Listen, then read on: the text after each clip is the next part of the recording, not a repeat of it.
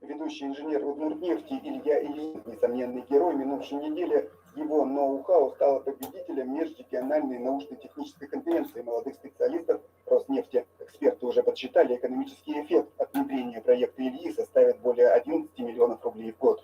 Цель моего проекта в прогнозировании отказов, оборудования, всплывания данных датчиков телеметрии, которые установлены на насосном оборудовании. А вот Александра Макаренко полностью оправдала свою педагогическую фамилию. На конференции она представила свой проект по модернизации программы «Школа, вуз, предприятия». Сама программа состоит из 3 этапов. То есть на первом этапе мы работаем с выпускниками Роснефть-классов, мы их мотивируем, приглашаем на профильное направление в вузы. В вузах мы работаем со студентами, то есть мы их оцениваем, устраиваем стажировку, практику на рабочих местах на предприятиях. И затем по максимуму стараемся их пригласить молодыми специалистами к нам в общество. Проект Александры занял 3-е место. Такого же успеха добилась и инженер Софья Гребенкина. Она предложила необычный метод поиска новых месторождений нефти за счет нового взгляда на строение и процесс образования залежей. Мы уже выполнили работу по анализу, по изучению, по поиску и спрогнозировали, что вот здесь конкретно могут быть залежи нефти. И сейчас уже остается только получить, допустим, разрешение на бурение скважины и на опробование этой залежи. Всего в копилке научных достижений молодых специалистов Удмуртнефти и ее дочерних обществ 10 наград: золото, 2 серебра, 3 бронзы и 4 победы в номинации. Участие в конференции для молодых специалистов дает им возможность внедрить свой проект как в своем обществе, так и во всех дочерних обществах Роснефти, а также, слушая, смотря работу других участников, это понять, какие сейчас актуальные направления и проблемы необходимо решать в рамках всей компании. Теперь молодым специалистам предстоит воплотить свои идеи в жизнь. По итогам конференции более 100 проектов рекомендованы к реализации в периметре компании «Роснефть» по всей стране. Дмитрий Вороновин, Юрий Дроздов. Новости.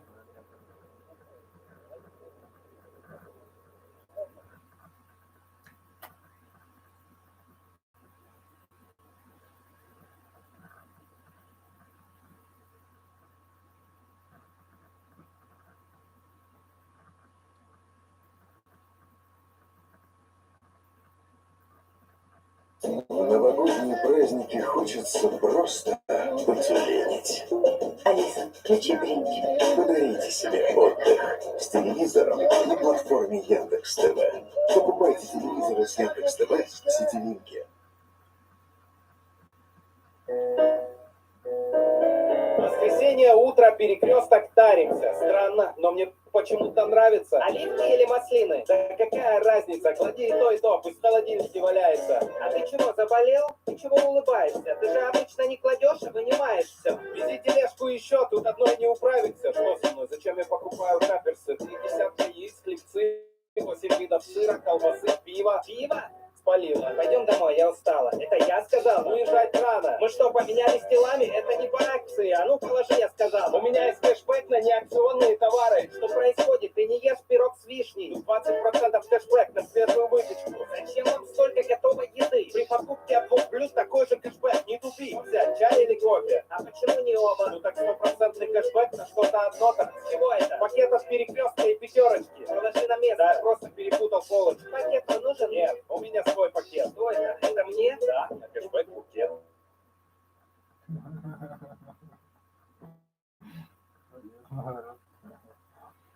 Welcome back to the Gentleman's Cassette. Today's video is all about table manners. We provide you with the ultimate guide on a basic dining etiquette so you don't embarrass yourself and get ahead in life.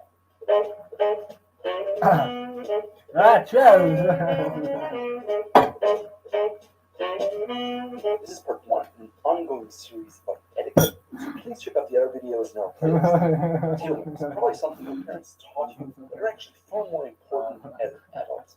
First of all, your table manners speak volumes about your refinement, and it's often interpreted as a sign of character. It's not at all about being snobby or showing off, but much rather to show respect. Your host and your dining partners will greatly appreciate your manners.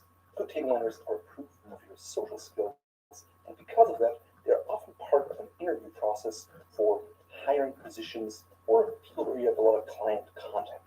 Just the other day, I talked to an entrepreneur, and he only hires people after he had lunch, dinner, and a drink with them because he wants to see how they react in different situations and without proper manners, you won't get the job, that's for sure. Table manners also help you so you don't embarrass yourself or otherwise draw any kind of negative attention to you. Last but not least, table manners make other people feel comfortable in your presence and therefore help to keep up the flow of conversation and entertainment, which is the main part of dining together with other people. It's very important to keep in mind. Proper table manners will always help you and never hurt you. The good thing is they can be learned and it's never too late to do so. So what are table manners? Basically, they're the actions and the behavior at the dining table. In this day and age, you'll encounter a lot of informal dining situations, but that never means that table manners are not required or appropriate. For example, a barbecue should never be an excuse to chew with your mouth open and make noises like a pig.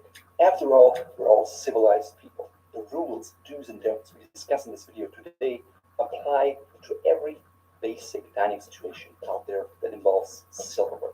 For more in-depth situations about very formal dinners with multiple courses, lots of different silver and glassware, stay tuned for another video. Also, before you can sit down at the dining table, usually there's an invitation, there's an RSVP, there's a gift, and we cover all of the before and after dinner etiquette rules in a different video. Let's focus on what happens when you sit down at the table. That's just to turn your cell phone ringer off when you enter someone else's home and put your phone in your pocket when you're with guests or if you're hosted. Don't leave your phone on the table because you're much more likely to pick it up and look at it, which is impolite in the presence of other people.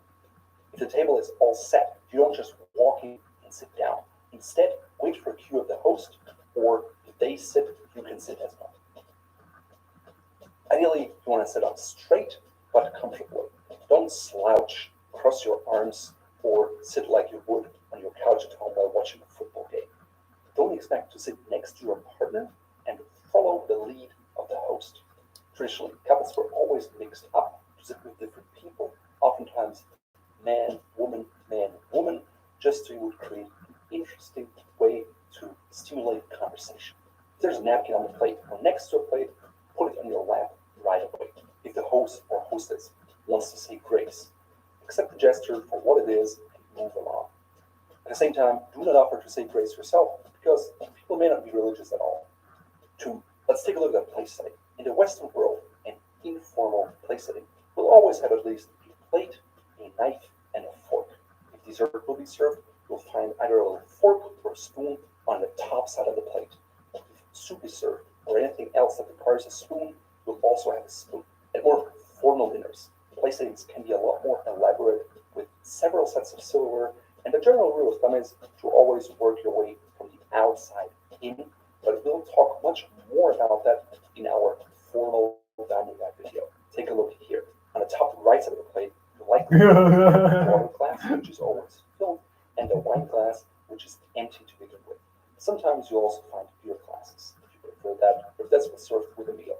You see a little plate with an extra knife on the top left of your plate, that's for bread and butter. Again, silverware is arranged from the outside in. So if you see 2 forks and 2 knives, that means you start with the outermost fork and the outermost knife. That's usually for the appetizer or the starter course. When you're done with the course, place the fork and the knife at a 4 to 5 o'clock angle. That means you're done. If you're not done yet, you can have it in this position or in that position. That indicates that you're not finished eating yet. Do not put the used silverware back on the tablecloth or the table and simply put it on the plate so it can be taken away. Trust me, your host thought about it and they put together the place setting, and everything has a reason. In restaurants in the US, you often encounter 2 forks on the left and 1 knife on the right. In that case, use the outermost fork on the left and the knife on the right to eat your starter course, and then request a new knife, whether it's a steak knife or regular knife, for your main course. 3. Now it's time to serve the food. Most informal dinners are family style, meaning there are bowls or platters where food is served from. For formal dinners, courses are usually plated, but we talk about the intricacies of that in our formal dining etiquette video here. With bowls and anything at the table, the cardinal rule is don't reach over anybody else and don't touch them. To start, pass the roll around the table from the left to the right. When you get the bowl, you hold it and you serve yourself. Then you pass it on to your neighbor on the right. Always use the serving utensils and never your silverware that's on your plate side. Of course, if the host or hostess have idea, go with what they do. If you like seconds later on, or if you want salt, simply ask for it and don't reach it unless it's right in front of you. If someone asks you for either salt or pepper, always pass both things together. When you serve yourself, be reasonable. You can count how many people are at the table, and everyone wants something. So don't pile it up on your plate. You never want to take more than your fair share, and keep in mind there will likely be seconds. Always be open-minded about the food being served. Even if you think you don't like something, the host likely put a lot of effort into the meal, and you should always at least try it. Just put a little bit on your plate and try.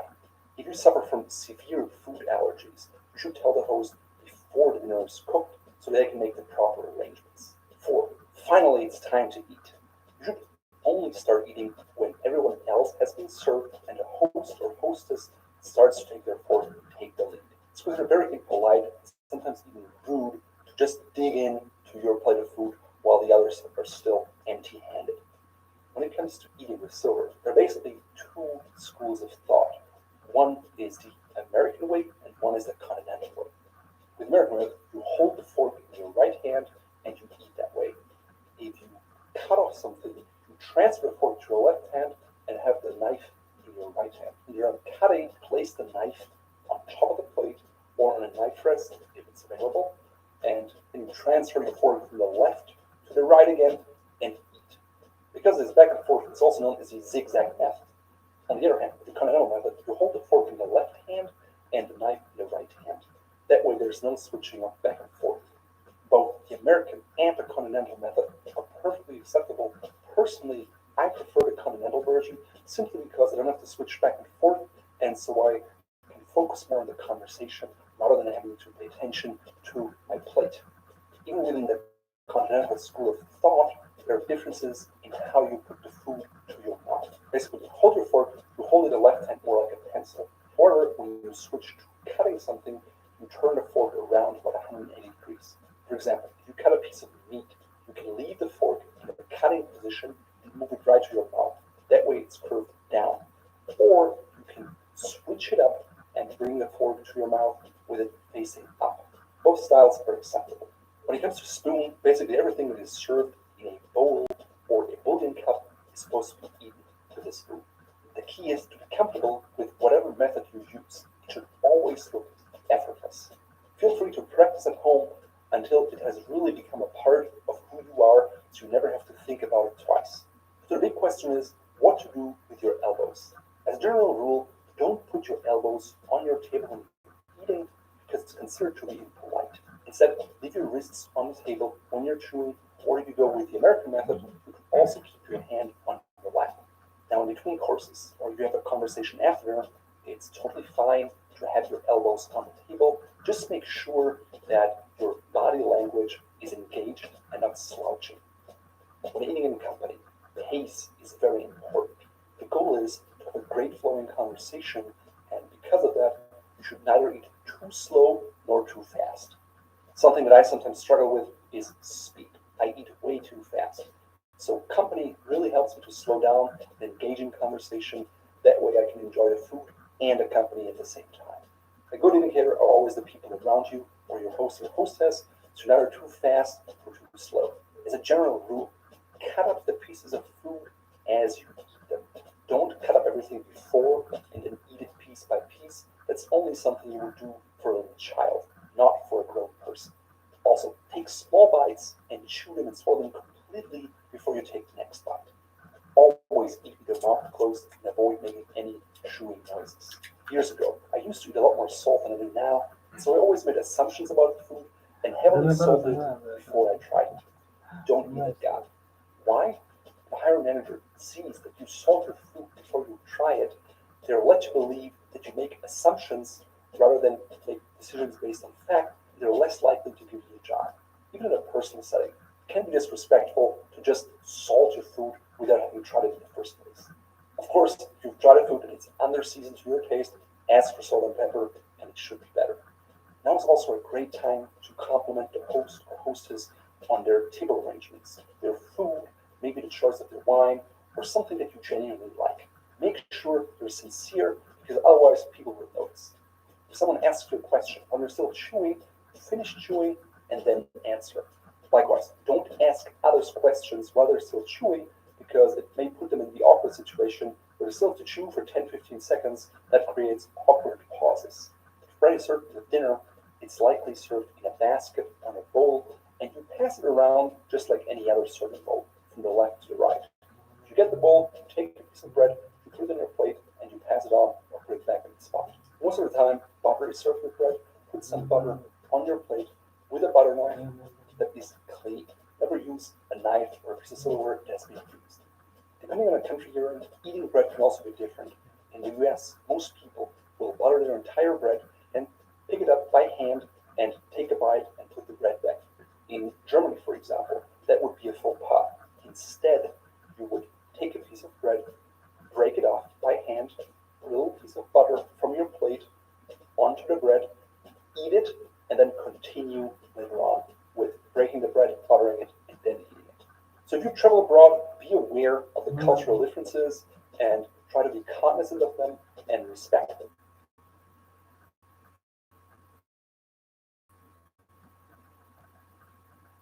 Девушки такие девушки. Вы можете страдать просто так, ни почему. Но какая пустота не была бы у нас в душе, важно уметь радовать себя.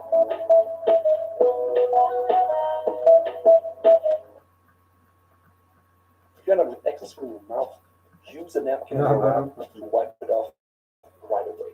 Make sure to always use just one side of the napkin and stick with it, otherwise you'll replace.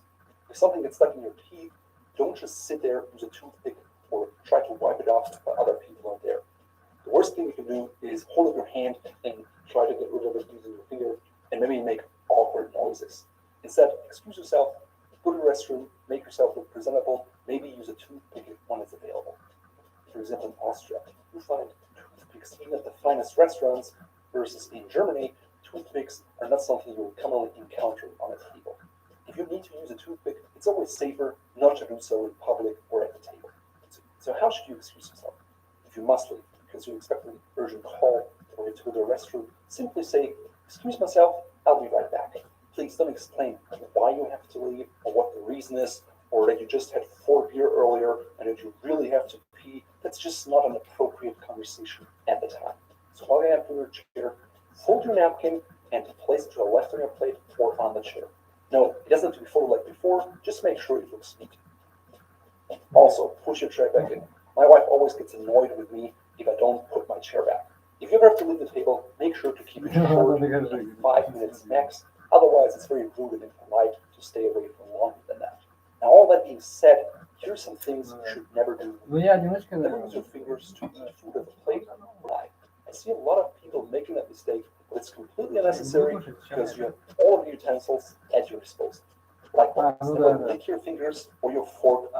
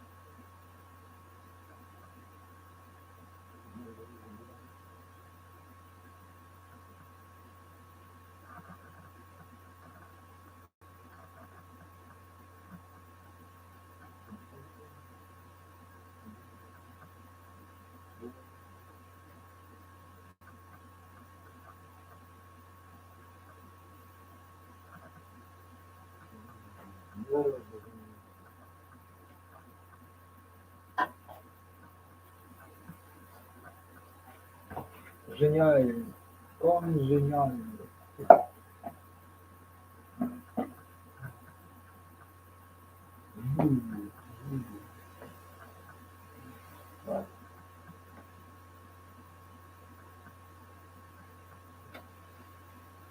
Так, что нам надо?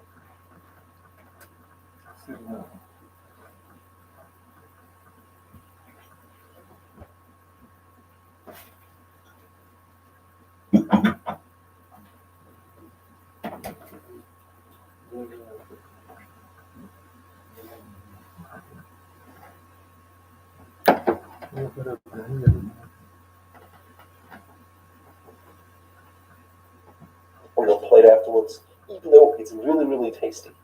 Do not use your fork to cut something out. I see it time and time again where people are too lazy to pick up their knife and then they just try to push down, but it just shows that you don't have proper table manners.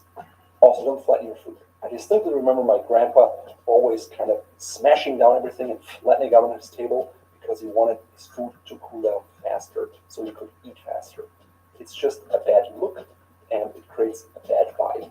Now we talk about eating at the table. I remember my grandpa always kind of smashing down everything and flattening out on his table because he wanted his food to cool down faster so he could eat faster. It's just a bad look and it creates a bad vibe. Now we talk about eating. What about drinking? As a rule of thumb, you should never drink unless your host has raised a glass to a toast or started drinking themselves. Typically toast with wine or champagne, maybe with beer, but definitely not with water or pop. If there's stemmed glass on the table, you should hold them by the stem. Don't let the host or other guests dictate how much alcohol you drink. You know your limits, and it's okay to say no thank you, or to simply not continue drinking your glass, even though it's still full or half full. Don't get wasted and keep your consumption moderate. You don't want to be the odd guy out who gets hammered when he's invited over for dinner, because it will likely be the last invitation for you. Generally, you should not ask for more wine or beer. A good host will notice that your glass is empty and offer for more beer. And it's okay to say no thank you, or to simply not continue drinking your glass, even though it's still full or half full. Don't get wasted and keep your consumption moderate. You don't want to be the odd guy out who gets hammered when he's invited over for dinner, because it will likely be the last invitation for you. Generally, you should not ask for more wine or beer. A good host will notice that your glass is empty and offer you more if they have more. Now, as I said before, the main goal of having dinner in company is to have a great conversation. And so your body language and how you converse are very important. It all starts with your voice. Moderate the volume of it so you don't scream, because that can be very unpleasant. Let other people finish talking and ask interesting questions, and then you listen. If you behave well and you're very entertaining, you may even end up with a compliment. If you want to learn how to accept one a graceful way, please check out this video here. At the end of the meal, just fold your napkin and place it next to your plate. Never put it on the plate. Now, most people will never call out bad table manners in person. However, they will reflect poorly on you, and you may not be invited back, or your invitations may be rebuffed. Now that you're quick, you make that next to your plate. Never put it on the plate. Now, most people will never call out bad table manners in person. However, they will reflect poorly on you, and you may not be invited back, or your invitations may be rebuffed. Now that you're equipped with this table etiquette knowledge, you probably know more than the average person out there. However, it doesn't mean that you should chastise others about their table manners, or even worse, or criticize the host or tell them what to do, especially in a public setting, because that's very embarrassing. Instead, always be kind, be generous, ask questions, listen, be a good sport, and smile. In today's video, I'm wearing two suit separates, a jacket of one, which is a brown and blue Prince of Wales check, and a blue pair of pants from another suit. Together, they work quite well. I'm combining them with another pair of brown Oxfords that are half ropes with a hand-finished patina.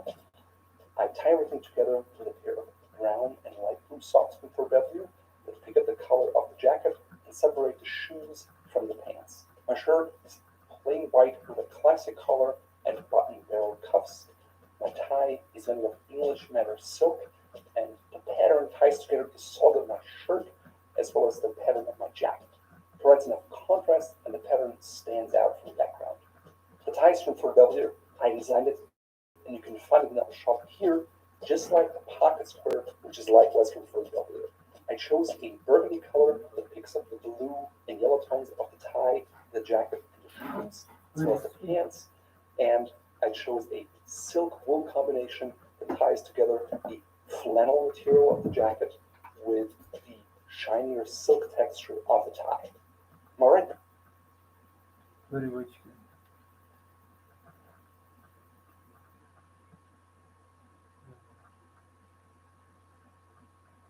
Да. А это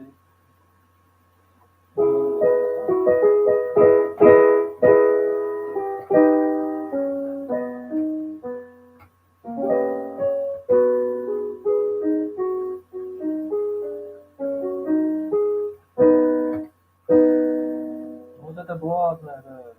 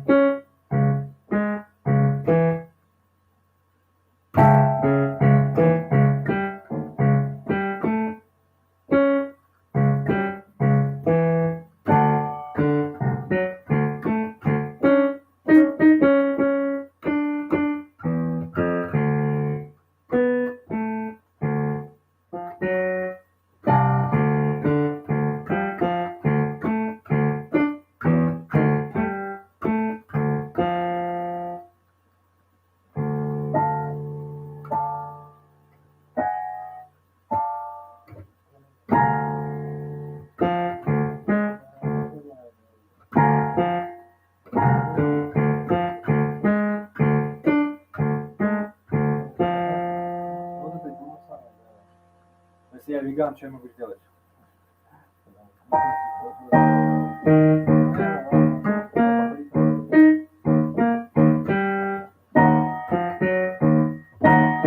Надо просто в гости не ходить.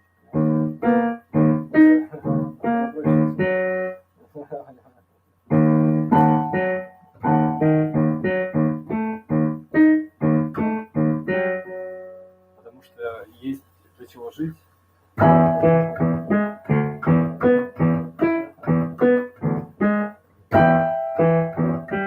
Есть что-то настоящее, существенное, а есть что-то, что само собой, да, то есть,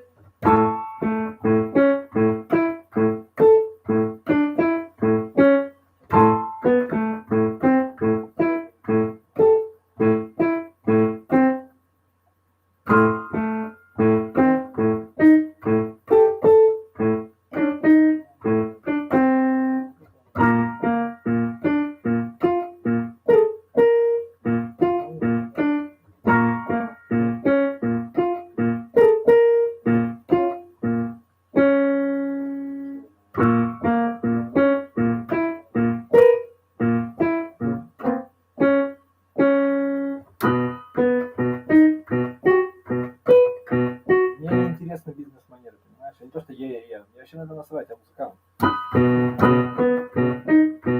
Понятно. Зачем тебе гости напрашиваться или там? Зачем сказать?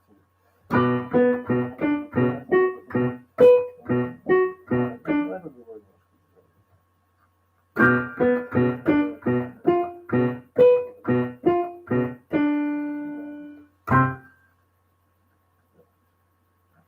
Жениться надо.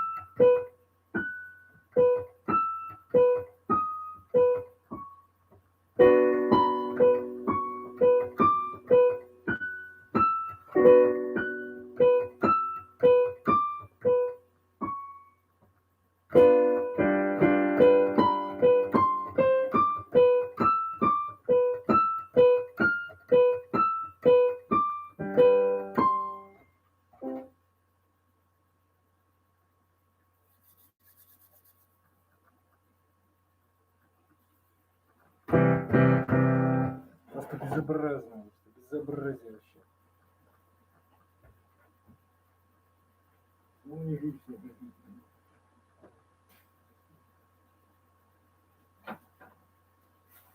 так не пойдет. Я голодный, короче. Я голодный, я голодный, и мне надо родным позвонить. Vegetable. Мечта вегана.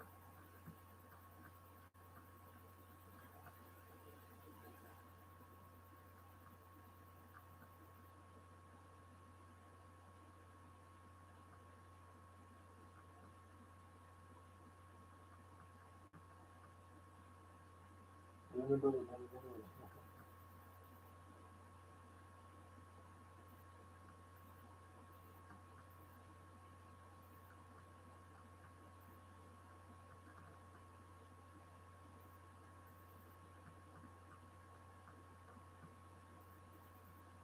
Если вы стесняетесь,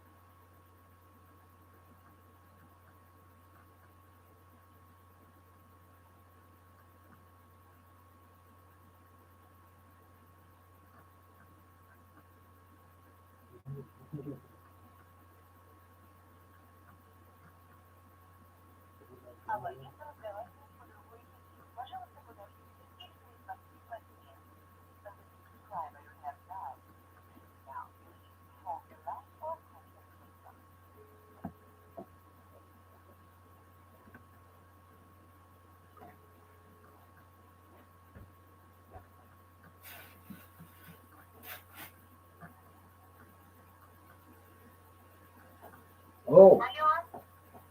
Алло. Привет. Что у тебя, как дела, как жизнь? Ничего, нормально, все потихоньку, как у тебя? Ладно, все нормально. Да, тихонько, маленько. Ты, это, хорошо, все это... Я плохо тебя слышу, говори громче. Я говорю, все нормально, все хорошо. Тихонько, маленько. Что, Да. хотите позвонить? Ну да, периодически, да, позвоню, наверное, ага. Она когда позвонит, ну или я сегодня, что ли, позвоню, хоть и вечером, вот я когда ее домой завезу. Ладно, позвоню. Ты не болеешь, все нормально, да? Да нет, все нормально, более-менее.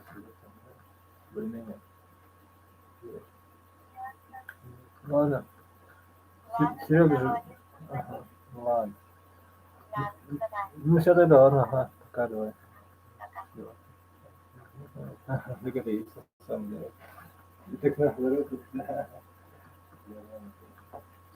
Что там человек вообще не может видеть, не нравится. А тебе так нормально, я тебе скучал, больше света, да.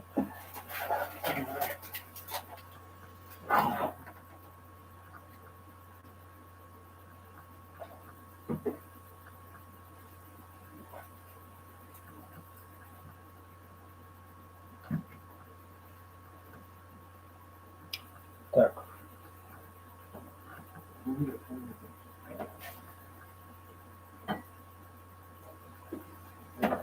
Самый же. Вот, наверное, да.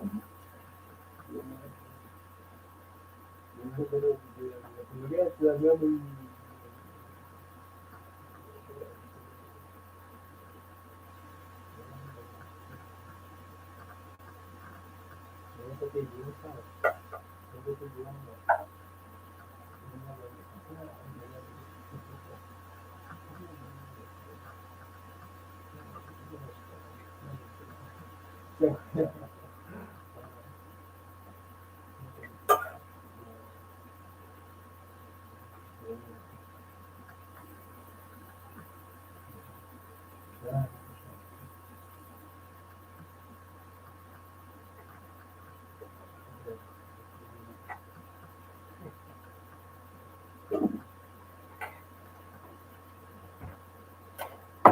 только ты перед плечом, скажи, да.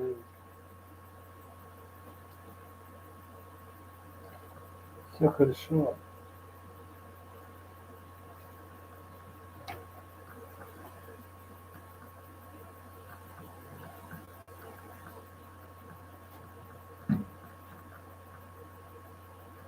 Ау! О, привет, Иви. Вот ты уже хорошо звучишь, слышно хорошо тебя. Да, тихонько, маленько живем, ага. Ты как, нормально все? Уже. О, ну какая хорошо. Здорово, молодец. Круто. Ну понятно. Ну смотри там, смотри как надо. Ладно. Ладно. Ну хорошо, ну ладно, отдыхай, давай, все. Здорово. Ладно, привет там. Что говоришь? Марату там Ага. Привет передавай, если что там, там, Насте, Марату там, кому надо. Да. Ладно. Ну все тогда, все, давай. Ладно, вот маме звонила, она нормально все тоже у меня. Ладно, давай уже это как-то все там, да, давай. Ладно, все, хорошо, давай, здоровый, ага, здоровый. Поздравляю, ага, давай. Вот это.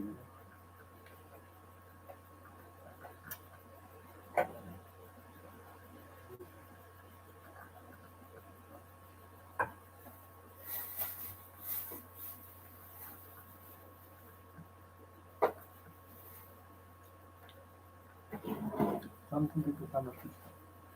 Кутя это, кутя.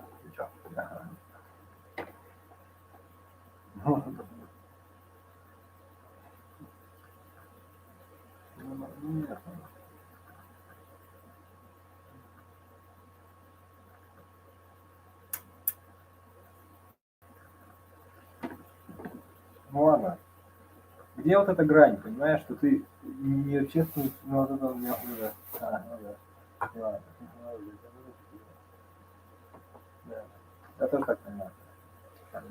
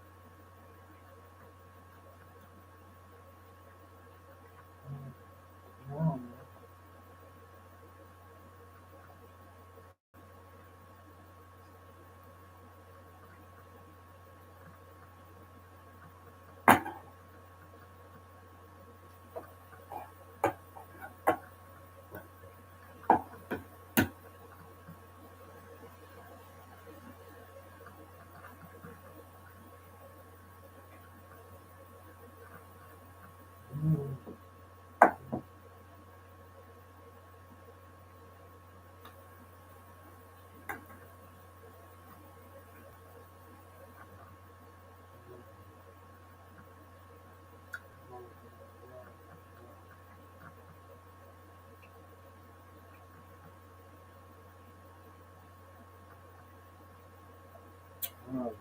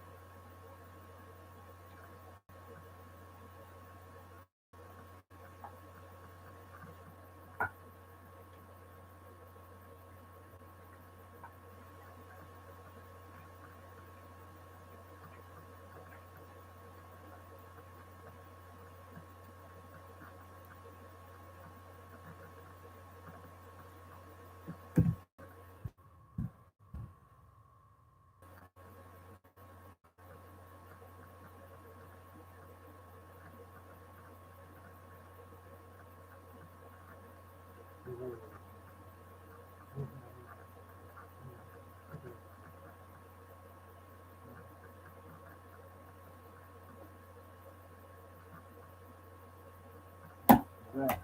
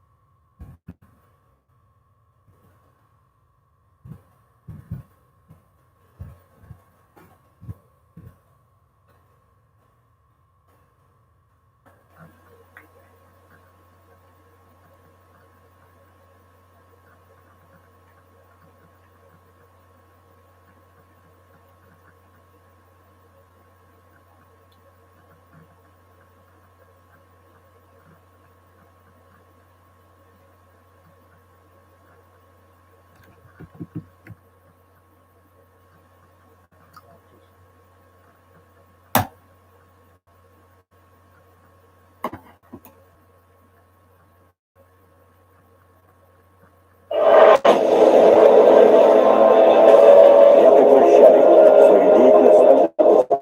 СССР больше нет.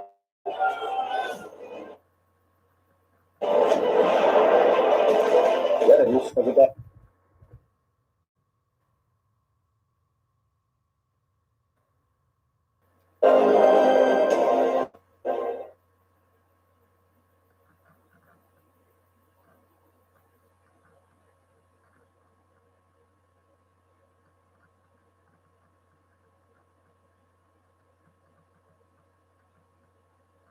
Ну, это есть то самое. А что нам ничего не показывает?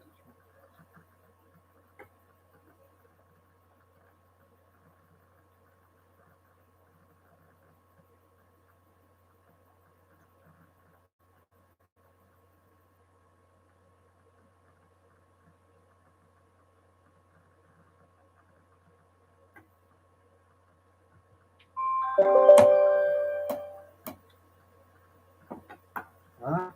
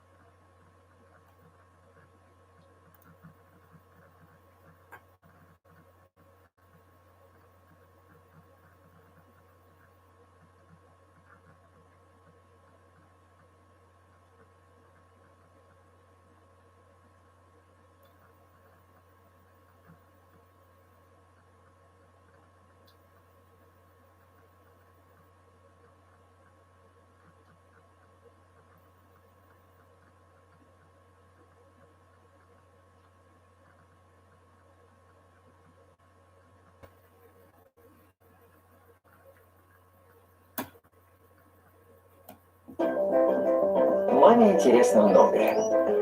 Но как понять, что именно? Подарите Яндекс.Модуль, вставьте его в телевизор и подключите к Wi-Fi. Алиса, что мне посмотреть про птиц? И он хоть фильмы про орнитологию найдет, хоть мультики включит. Алиса, включи мультики.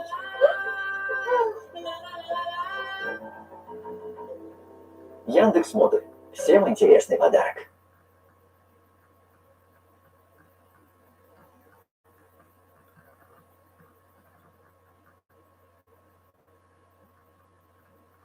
Hi and welcome. We're going to listen to all 9 pieces in the ABRSM Grade 5 booklet for 2019 and 2020. We're going to run straight through them. If you're interested in tutorials or all of your top drawer Baroque music by Bach, the aria from his Partita number 4 is in.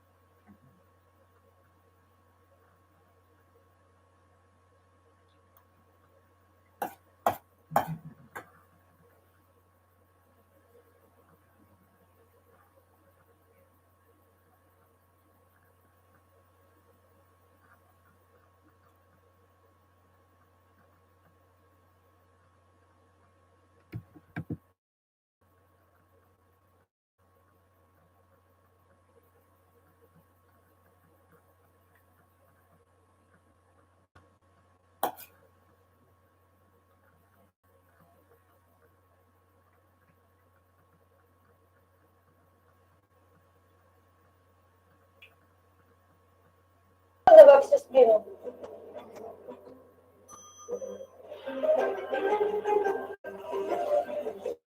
Я накручиваю бигуди. Не стоит делиться информацией о себе, совершая покупки в интернете. Для быстрых и безопасных покупок используйте Sberbank и ваши...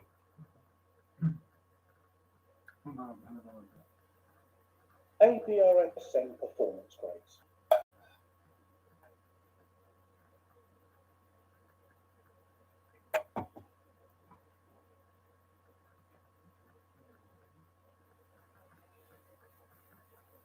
The ABRSM started rolling out their new performance grades based on a video upload of 4 videos.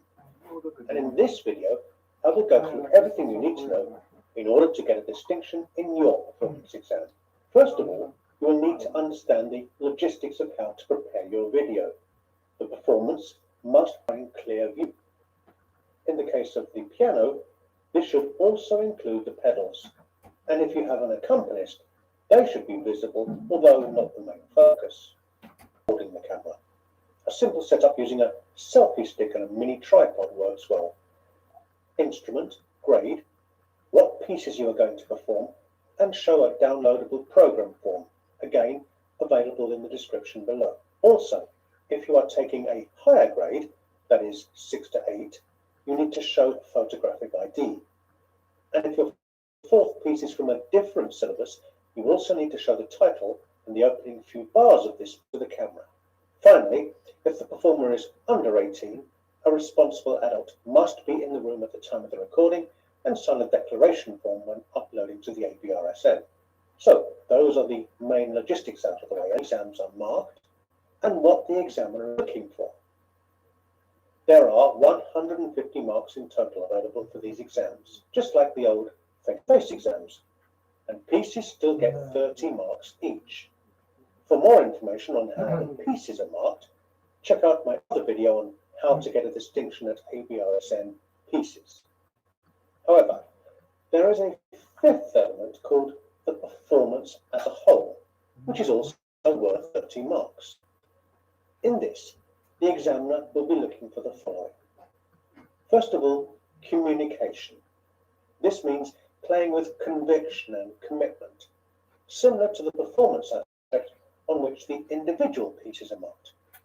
However, here, a good mark involves a consistency throughout the whole exam, not just in one piece. Sequencing and pacing. The choice and order of your pieces matter. Try to pick pieces that show one type of music. Structure your program. Try to create contrast between pieces that are next to each other. It may be a good idea, for example, to start and finish with a livelier piece, then a slow second piece, and a playful third. The pacing of your performance refers to let the atmosphere settle before scrambling to turn the page onto the next piece. Interpretation. Like the mark awarded in the individual pieces, the stars that you have chosen, how well you can convey the different composers' intentions. Delivery. This refers to your technical abilities, how well you have mastered your instrument and can perform all the demands of the pieces you have chosen. Again, this mark is based on a consistent level demonstrated throughout the performance. So for a merit, the marking criteria mentions mostly effective instrument management. And for a distinction, the word is consistently effective instrument management. To finish,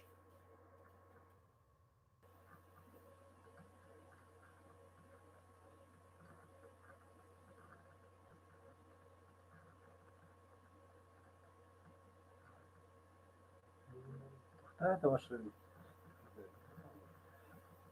Не знаю, может и не толстая, но просто это не то, видимо. А может, ну, короче, не важно. Денег там не дают, делать там нечего.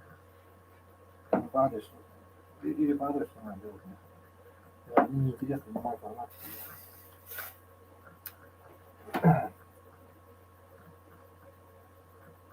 Вот это он не придет. Хочет выйти.